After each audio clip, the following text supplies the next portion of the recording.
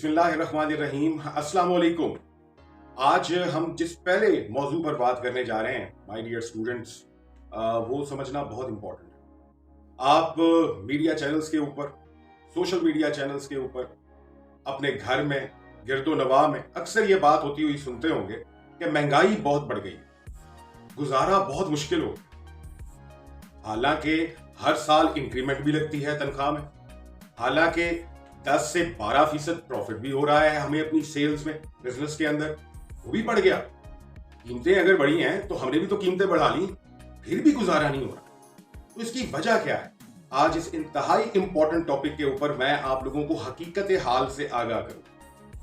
मामला यह है कि पाकिस्तान में पॉलिटिकल इंस्टेबिलिटी की वजह से और इकोनॉमिक इंस्टेबिलिटी की वजह से, जो दर हकीकत पॉलिटिकल इंस्टेबिलिटी ही की वजह से है, दिन ब दिन हमारे रुपए की कदर गिरती जाती। किसी भी मुल्क की करेंसी बुनियादी तौर पर वहां के अफराद की बाइंग कैपेसिटी यानी कुव्वते खरीद के हिसाब से डिटरमिन करती है उनकी मईशत को। यानी अगर पाकिस्तानी रुपए में आप आज से 1 साल पहले कोई एक कैंडी 1 रुपए में खरीद रहे थे और आज वो 2 रुपए में खरीदी जा रही है, तो इसका मतलब यह है कि आपके मुल्क की करेंसी गिर रही, आपकी कुव्वते खरीद कम होती चली जा रही। इसके लिए एक बड़ा छोटा सा कंपैरिजन तेजी से मैं आप लोगों के साथ शेयर करता हूं और आपके लिए बहुत आसान हो जाएगा इसको समझना। कैनवस लेते हैं कंपैरिजंस का, प्राइसेस के कंपैरिजंस का, तो इकोनॉमिकली उसको 5 साल के स्पैन पे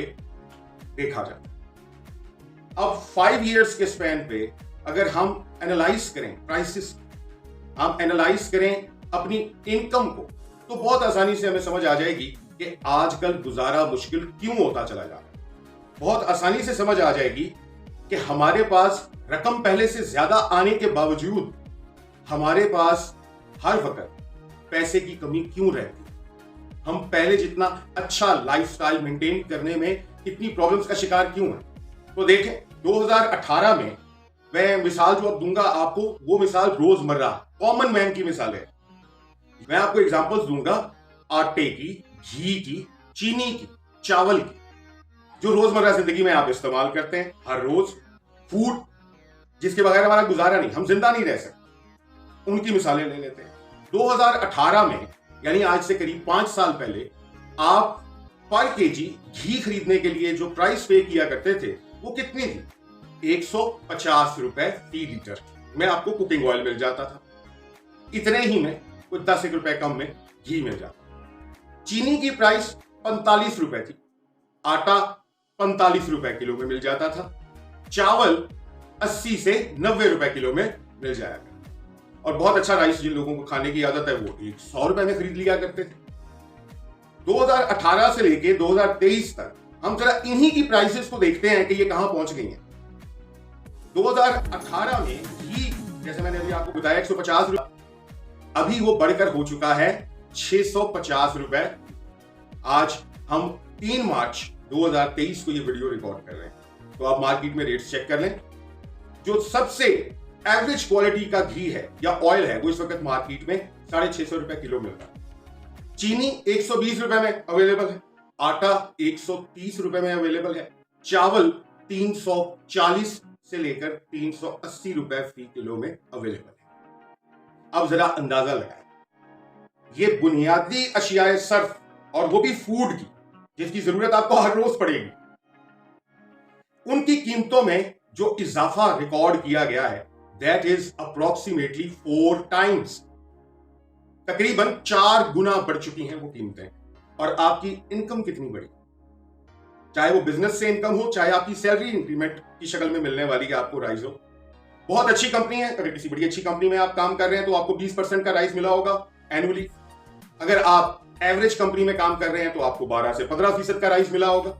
और अगर आप एक्सप्लॉइटर्स के साथ काम कर रहे हैं तो आपको 8 से 10% का राइज मिला होगा। यानी 5 सालों में बहुत ज्यादा भी अगर आपकी सैलरी में राइज आया है तो वो बढ़कर 2 गुना हो गई होगी, और इन अशिया की कीमतें बढ़कर 4 गुना हो गई। वजह यह है कि 2018 में 94 से 96 रुपीस में डॉलर मिल रहा, अभी डॉलर 200 80 रुपीज का है। यानी जो चीजें आप आज से 5 साल पहले आधे डॉलर में खरीद रहे थे, वो आज भी करीब करीब आधे ही डॉलर में अवेलेबल है। $1 में खरीद रहे थे तो आज भी करीब करीब $1 में अवेलेबल हैं। लेकिन अगर उसको आप पाकिस्तानी रुपये के हिसाब से कंपेयर करेंगे तो उसमें 400% का इजाफा होगा। डिवैल्यूएशन ऑफ करेंसी है, आपकी परचेजिंग पावर कम होती चली जा रही, रोजाना की बुनियाद पे परचेजिंग पावर गिरती चली जा रही और आपको चीजें महंगी होती नजर आ रही। तो इस चीज को जब तक आप समझेंगे नहीं कि पाकिस्तानी करेंसी में कमाना, चाहे आप बिजनेस इनकम कमा रहे हैं, चाहे आप सैलरी से इनकम कमा रहे हैं, चाहे आप सेल्फ एम्प्लॉयड हैं, चाहे आप इन्वेस्टर हैं, ये बहुत ही अजीब बात मैं आज आपको बताने लगा। Even if you are a real estate investor, even then you are losing. वहां पे आपको ग्रोथ मिल रहा है 20% का, 25% का पर एनम, हद 30%। मैं उन लोगों की बात नहीं कर रहा जिनके छक्के लगते हैं, छक्के वालों को एक दफा छोड़ दें। मतलब जो एक एवरेज अच्छा इन्वेस्टर है रियल एस्टेट का, वो 25% का, 20% का एनुअल गेन लेता है।